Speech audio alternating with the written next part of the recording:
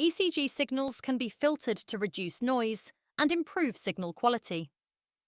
A high-pass filter with a cutoff frequency of 0.05 Hz is always enabled to minimize baseline wander.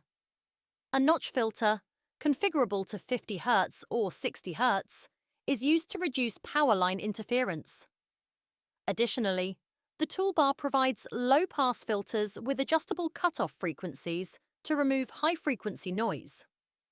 Click 0.05 25 Hz button on the toolbar to enable a low-pass filter with a cutoff frequency of 25 Hz, 0.05 40 Hz, to enable a low-pass filter with a cutoff frequency of 40 Hz, 0.05, 150 Hz, to enable a low-pass filter with a cutoff frequency of 150 Hz, or 0.05 300 Hz, to enable a low-pass filter with a cutoff frequency of 300 Hz. Click the No Filter button on the toolbar to disable all filters.